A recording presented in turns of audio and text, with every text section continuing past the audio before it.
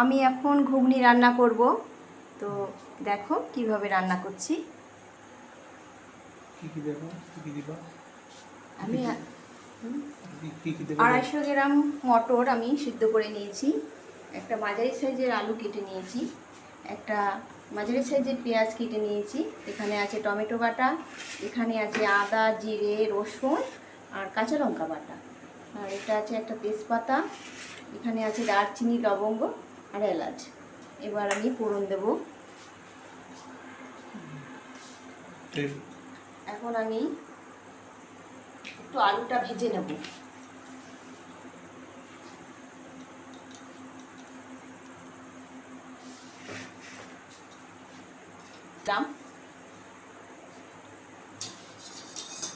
এবার আমি আলুগুলো দিয়ে দিচ্ছি।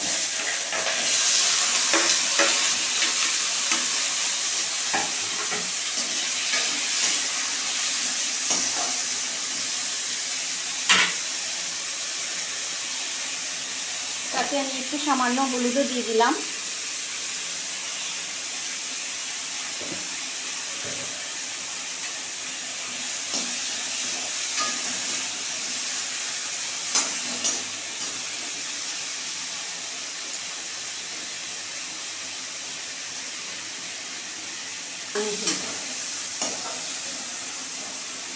আর বলো কি বলছো? আলুটা একটু ভাজা ভাজা হলে তারপরে আমি আলুটা নামিয়ে ফেলব। এবার আমি আলুটাকে তুলে নেব।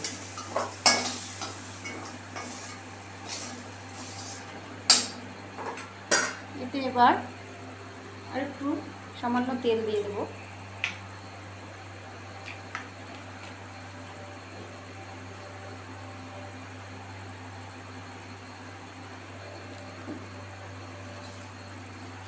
পরিমাণে জিরে দিয়ে দিলাম, তারপরে দারচিনি লবঙ্গ এলাচ দিয়ে দিলাম, পেঁয়াজ দিয়ে দিলাম, তেজপাতাটা দিয়ে দিলাম।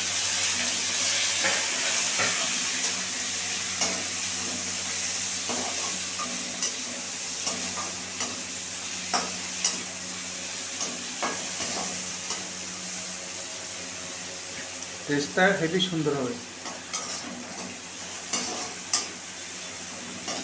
রান্না করে দিয়ে দেবো আদা জিরে লঙ্কা বাটা রসুন বাটা।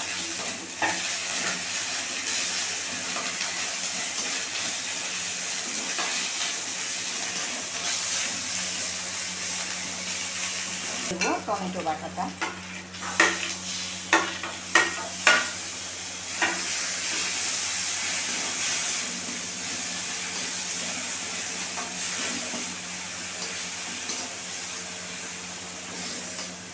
দিয়ে দেবো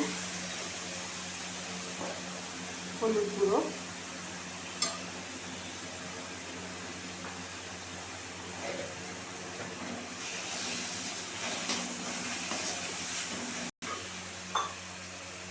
করে দিয়ে দিলাম সামান্য পরিমাণে জল মশলাটা সিদ্ধ হওয়ার জন্য।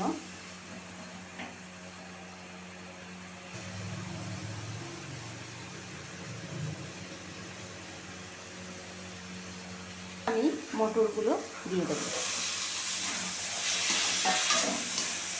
তার সঙ্গে আমি আলুগুলোও দিয়ে দিলাম।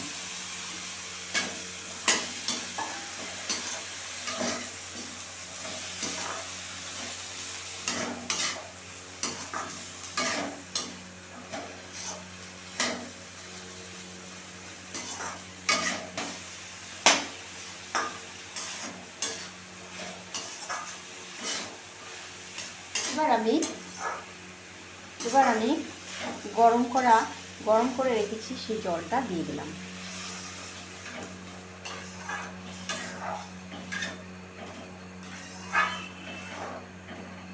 গরম করা জল দিলে না তরকারিটা স্বাদ হয়।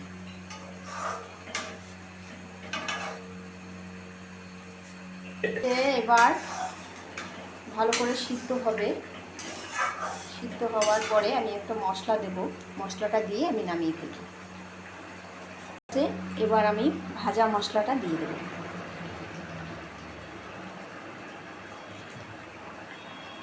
ভাজা মশলা দিয়ে দিলাম।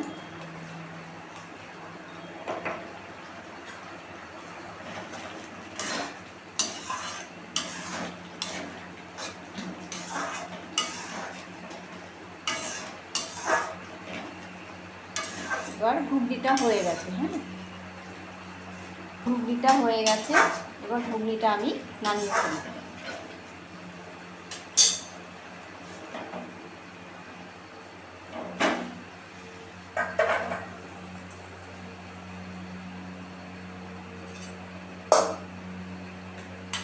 টেস্ট করছি।